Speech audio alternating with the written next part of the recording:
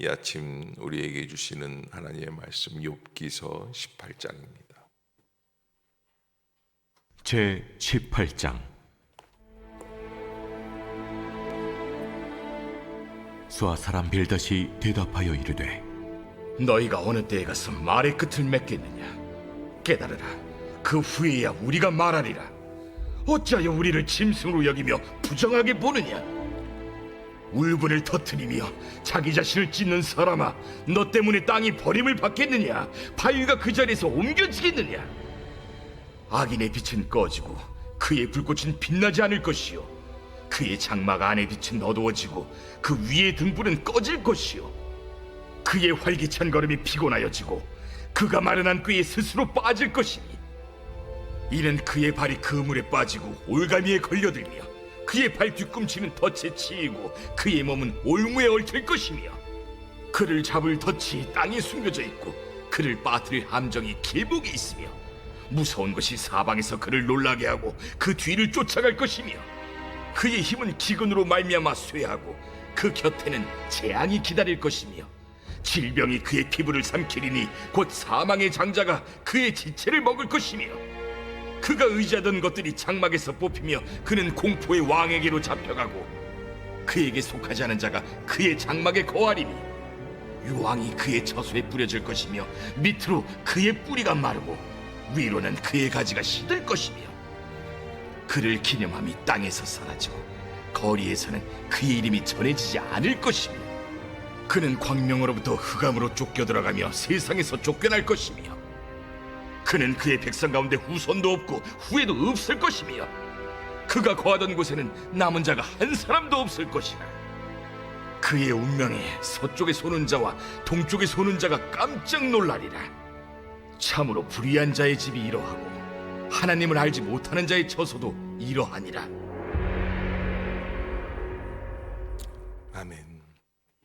자, 이 욥기 18장, 이게 수아 사람 빌닷이라고 하는 친구, 두 번째 친구죠.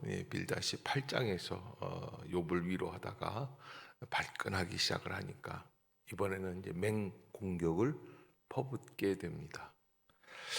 이 빌닷이 왜 이렇게 욥을 공격을 할까라고 하는 것을 가만 생각해 보면, 빌닷은 자기 나름대로 어느 정도의 그 한계를 가지고 너는 이 정도로는 참아야지 된다라고 하는, 그래서 욥을 잘 모르는데 자기가 욥을 잘 안다고 생각을 하고 욥을 판단하고 정죄하기 때문에, 욥이 자기가 생각하는 대로 고분고분 고난의 길을 걸어가는 것이 아니라 불평과 절망과 원망으로 가득 차 있는 상태다라고 판단을 하니까 화가 나기 시작을 하는 거예요.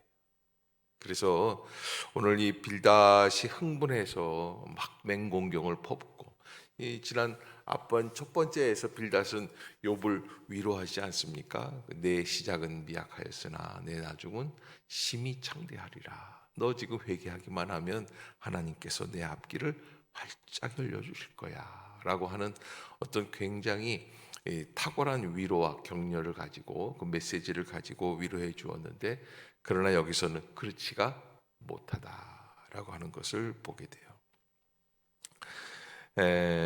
먼저 이 빌닷은 세 가지를 알지 못했다라고 얘기를 합니다. 첫 번째는 자신에 대해서 무지했다. 그래서 우리가 인생을 살아가면서 제일 잘 파악을 해야 할 대상이 누구냐? 나 자신이다. 소크라테스는 뭐라고 그랬어요? 너 자신을 알아라. 그만큼 이 자신을 안다고 하는 이 토픽 주제는 인생에 있어서 매우 소중합니다. 그래서 우리는 언제 어떻게 있어야 자신을 알 수 있을까라고 하는 질문을 우리 앞에 섰었던 믿음의 선배들이 많이 했었습니다.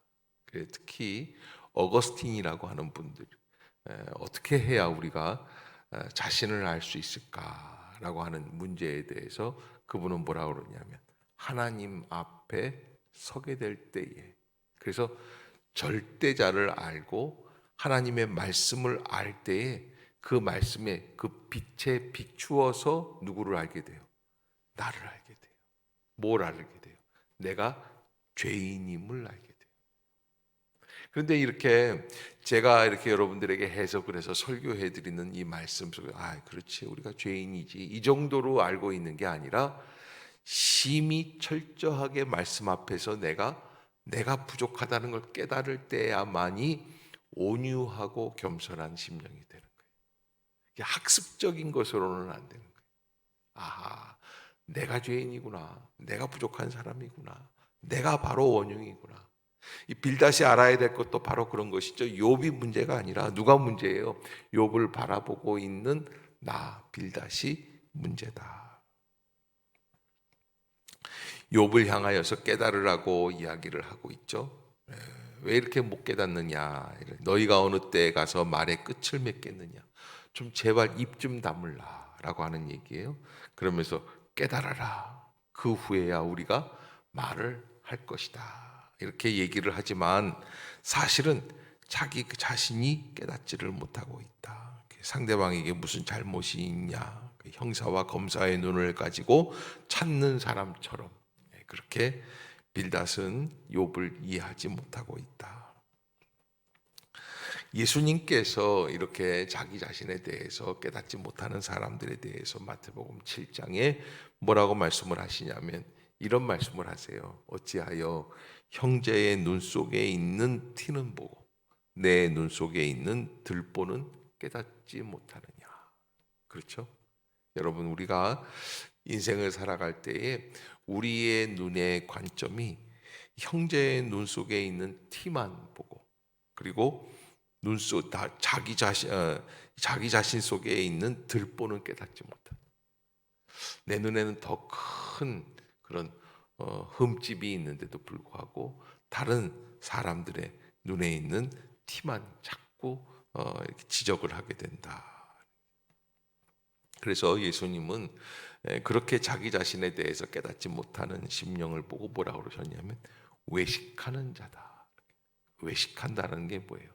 겉만 보고 뻔질을 하면 괜찮다고 생각하는 사람. 이게 신앙에게 있어서는 가장 큰 적이죠. 겉으로 드러나 있는 것, 이게 겉으로 볼 때에는 멀쩡한 집안인데 속으로 들어가 보면 병들어 있는 사람들이 많이 있죠. 그래서 아이들도 마찬가지고 학생들도 마찬가지. 겉으로는 모범생인데 속에서는 안 그렇다. 그런 부분들에 대해서 자신에 대해서 무지한 그런 욥에 대해 말씀하고 있습니다. 특히 이제 이 자신에 대한 무지 속에서 뭐가 제일 문제냐면 외식한다고 그랬는데 나는 의롭다고 생각하는 거예요. 나는 정말 신앙생활 잘하고 있어. 너는 그렇게 못해. 이렇게 할 때 이게 상대방을 막 이렇게 질시하고 질타하고, 특히 과거에 그 보수적인 신앙 속에서 신앙생활을 엄격하게 하려고 했던 목사님이나 장로님 아들들, 그 아버지와 아들 사이에 갈등이 무지무지 많았다. 일방적으로 하시니까 거기에 대해서 막 화가 나고 불평이 나오고 원망이 나오고. 이게 왜 그러냐면 그래도 이 아버지는 너보다는 더 철저하게 신앙생활한다. 자, 그 다음에 나 자신에 대한 무지. 두 번째는 상대방에 대해서 무지하다. 그래서 이 빌닷이 4절에 보면 울분을 터뜨리며 자기 자신을 찢는 사람아, 너 때문에 땅이 버림을 받겠느냐, 바위가 그 자리에서 옮겨지겠느냐. 그러니까 상대방에 대해서 너 왜 이렇게 하느냐, 네가 하나님의 심판에 대하여 회개하지 않고 오히려 격분만 하고 있으니까 너는 스스로 자신을 찢는 자해자라고 하는 것이다. 그리고 네가 아무리 하나님을 향하여 불만을 쏟아내며 경노한다고 할지라도 땅과 바위가 변하지 않듯이 너를 향한 하나님의 진노는 변치 않는다는 거예요. 여러분, 이 부분에서 철저하게 빌닷은 욥을 곡해 오해하고 있는 거예요. 욥은 하나님을 향하여 격분하거나 반항한 적이 있다 없다? 없어요. 오히려 하나님의 심판이라도 달게 받으며 하나님의 주권을 철저하게 인정하고 자신을 겸비하게 낮추려고 합니다. 그래서 상대방이 하고 있는 이야기에 대해서 우리가 잘 알아야지 되고요. 잠언 18장 13절에 보면은 사연을 듣기 전에 대답하는 자는 미련하여 욕을 당한다 그러는데 누가 뭘 얘기하는데 우리는 이렇게 얘기하잖아요. 말꼬리를 잘라. 됐고. 그렇죠? 그건 됐어. 너 맨날 그런 식이잖아. 네? 그런 그에게 지금 빌닷이 욥에게 있어서 행하고 있는 실수다. 자기가 지금 욥이 당하고 있는 그 고통의 사연들을 다 알고 있는 것 같지만 그러나 빌닷 또 이 엘리바스라든지 이런 사람들이 와가지고 지금 한 주간 같이 금식한 것 가지고 모든 것을 다 알고 있는 것처럼 생각을 하는 거예요. 그렇지가 못하죠. 그래서 전혀 모르고 있는 욥에 대한 상황, 하나님의 마음도 모르지 않습니까? 그런데 아는 것처럼 말을 한다. 욥의 고통을 조금이나마 이해하고 알려고 하는 그런 자세가 없다. 그래서 여러분 고난을 당하는 사람, 고통을 당하는 사람, 그들의 이야기를 듣고 그를 위로하기 위하여서는 그가 어떤 상황에 있는지를 알려고 좀 노력해야 돼. 그럼 겸손한 마음을 가지고 그가 당하는 고통에 대해서 획일적인 사고방식, 그게 뭐예요? 지금 욥의 세 친구들이 갖고 있는 획일적 사고방식은 뭐예요? 악인이 고통을 당한다는 거예요. 고난을 당하는 것은 반드시 죄에는 이유가 있다는 거예요. 이런 편견을 내려놔야지 돼요. 함부로 이웃에 대해서 말할 때가 많이 있죠. 한 번도 보지 못한 사람에 대해 단지 소문만 듣고 강수연 씨가 56살에 죽으니까 우리는 함부로 그가 어떻게 했을 것이다 저렇게 했을 것이다 보지도 않고 알지도 못하는데 함부로 얘기할 때가 있습니다. 한두 번 듣고 피상적으로만 보고 판단하고 비난할 때가 많이 있다라는 것. 그래서 상대방에 대해서 무지한 이 빌닷. 세 번째는 하나님에 대해서 무지하다. 제일 중요한 거예요. 누구에 대해서 알아야 되느냐? 하나님에 대해서. 어거스틴이 기도할 때 그렇게 기도했다는 거예요. 어거스틴의 제자들이 선생님을 따라가서 몰래 뒤에서 우리 선생님이 기도실에서 어떻게 기도하시나 가만히 한 2시간 이렇게 묵상을 하시더래요. 그래서 기도하시다가 주무시는구나 그러려고 그러는데 이 어거스틴이 하는 얘기가 있어요. 주여, 이제 기도하시는 거예요. 뭐라고 기도해요? 당신은 누구십니까? 그래요. 하나님을 누구냐고 묻는 거예요. 왜? 하나님 당신이 어떤 계획을 가지고 어떤 뜻을 가지고 우리를 인도해 나가시는 그런 구원자 창조주이십니까? 라고 하는 것에 대한 질문이에요. 굉장한 질문이죠. 주여, 당신은 누구이십니까? 그러니 또 가만히 한 2시간 가더래요. 그러더니 또 그러시는 거예요. 두 번째, 그러면 나는 또 누구입니까? 이 어거스틴의 유명한 기도예요. 당신은 누구입니까? 또 나는 누구입니까? 이 두 가지만 잘 깨달으면 모든 신앙생활의 거의 대부분을 다 알게 된다는 거예요. 당신은 누구십니까? 하나님에 대해서 알고. 또 두 번째, 그러면 나는 누구입니까? 근데 여러분, 이 빌닷은 지금 하나님에 대해서도 자기 자신에 대해서도 궁극적으로 구체적으로 물어보지도 못하고 누구만 얘기하는 거예요 지금. 욥, 자기가 잘 안다고 생각하고 환난을 당하는 사람은 난도질하고 있는 것이죠. 하나님에 대해서 알고 있어야지 돼요. 하나님을 알지 못하는 자의 집은 악인의 처소처럼 망한다고 이야기를 했는데 욥을 하나님을 알지 못하는 자로 치부하고 또 실상은 자기가 하나님을 알지 못하고 있는 것을 또 깨닫지를 못해요. 자기가 하나님을 모른다고 생각을 안 해. 자기가 잘 안다고. 이런 사람들이 무서운 사람들이에요. 자기의 생각과 조급한 성격에 못 이겨서 저주를 쏟아내고 결론에 가서는 하나님을 운운하는 것은 하나님을 깊게 만난 자가 아니다. 우리가 진정 하나님을 알려고 한다면 욥과 함께 고난의 신비를 하나님께 물어보아야 옳았을 것이다. 그래서 여러분, 고난이 있어서 고난을 한마디로 죄의 결과다 한다면 예수 그리스도의 십자가의 고난은 뭐예요? 그렇죠? 이건 맞지가 않는 거예요. 그래서 예수 그리스도께서 우리에게 보여주시고 있는 궁극적인 결론이 있죠. 그게 뭐예요? 종말이에요. 마지막 때 가서는 알게 돼요. 그게 뭐냐면 지금 고난을 당하느냐 고난을 당하지 않느냐로 의인과 악인을 지금 이 과정 중에는 나눌 수가 없어요. 그런데 마지막 하나님의 종말의 시간, 진짜 하나님의 종말의 마지막, 그때는 나누게 돼요. 악인은 영원한 고통 속에 들어가게 되고 하나님의 의인은 믿음의 위로의 길로 들어가게 되는 거예요. 그 결정적인 것이 하나님의 마지막 시간에 있어요.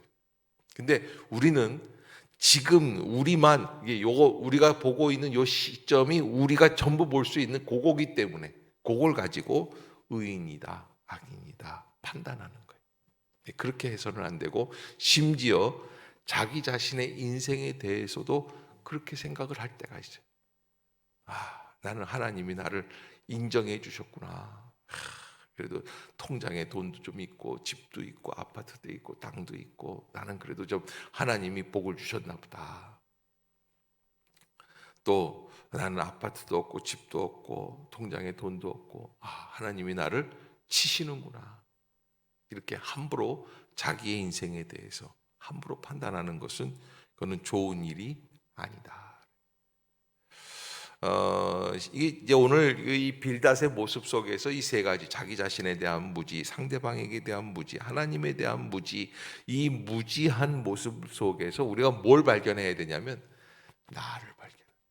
우리도 그래요. 자기 자신에 대해서 잘 모르고 상대방에 대해서도 잘 모르고 또 하나님에 대해서도 잘 모르는 신앙생활을. 그래서 잠언 1장 7절에서 하나님을 경외하는 것이 지식의 근본, 9장 10절은 지혜의 근본, 거룩하신 자를 아는 것이 명철이다. 아멘. 여러분, 무엇을 알아야 될까요? 하나님을 알아야지 돼요. 하나님의 온전하신 성령의 빛 앞에서 그 말씀의 은혜를 깨달으면 자동적으로 오는 게 있어요. 나를 알게 돼요. 여러분, 우리가 이 방을 청소할 때 보면 말이죠, 방을 청소합니다. 방을 청소하고 다 해도 예전에 보면 이렇게 겨울철 같은 때 이 창으로 햇빛이 들어옵니다. 햇빛이 쫙 들어오면 방이 깨끗한 것 같은데도 햇빛에 비춰지면은 그 공기 중에 먼지가 떠다녀요, 안 떠다녀요? 한 번도 안 보신 것 같은 그런 표정으로. 참 그런 거 보면은 내가 깨끗하게 청소했는데, 근데 그 햇빛이 비춰지는 그 빛 앞에서는 이게 속수무책이에요. 근데 우리가 그렇다는 거예요. 내가 아무리 기도하고 절제하고 훈련하고 나 자신을 잘 다스릴 줄 안다고 생각을 하고, 불교에서 보면은 뭐 면벽수도하고 침묵 무건 수행하고 뭐 이런다고 해도 하나님의 절대적 빛 앞에서 나를 바라보면 나는 의인이다, 죄인이다. 죄인이라는 거예요. 부족할 뿐이에요. 하나님 앞에서 함부로 말을 할 수가 없는 거예요. 오늘 이 세 가지, 나 자신에 대한 무지에서 벗어나려고 노력해야 돼. 또 두 번째, 상대방에 대한 무지에 겸손하게 낮추어서 그를 이해해 줄 수 있어야 된다. 세 번째, 하나님에 대해 무지하다. 하나님에 대해 무지하다. 우리는 하나님에 대해 어떻게 알고 있습니까? 여러분, 우리가 오늘 이 아침에 기도하면서 주여, 당신은 누구십니까? 내가 어떻게 해야 주님을 더 알아갈 수 있습니까? 우리가 지금 그 일환으로 창세기부터 하루에 한 장씩 이 성경을 통독해 나가고 있습니다. 성경을 깊이 알고 또 더 깊이 알고, 그때 하나님에 대해서 조금씩 알아가게 되는 거예요. 여러분들이 꼭 잊지 마시기를 주의 이름으로 부탁합니다. 기도하겠습니다. 사랑의 하나님, 우리는 하나님에 대해 잘 알지 못하면서, 또 자기가 얼마나 연약한 자임을 잘 알지 못하면서, 상대방에 대하여 잘 알지 못하면서 다 알고 있는 것처럼 떠들 때가 있습니다. 남을 판단하고 정죄하려고 합니다. 하나님, 우리의 무지함, 미련함, 그 교만함을 용서하여 주옵소서. 그리고 겸손한 마음으로 다시 시작하게 하여 주옵소서. 하나님의 은혜 안에 나 자신을 내어 깨어뜨릴 수 있는 복된 심령들이 되게 하여 주옵소서. 주님이 오늘 하루도 함께 동행해 주실 줄로 믿습니다. 오늘 하루 종일 주의 음성을 들을 수 있게 하여 주시고, 말씀의 뜻을 깨달아 알아갈 수 있는 은혜가 있게 하여 주옵소서. 성령님이시여 우리의 어두운 눈을 밝혀 주시옵소서. 예수님의 이름으로 간절히 기도드리옵나이다. 아멘.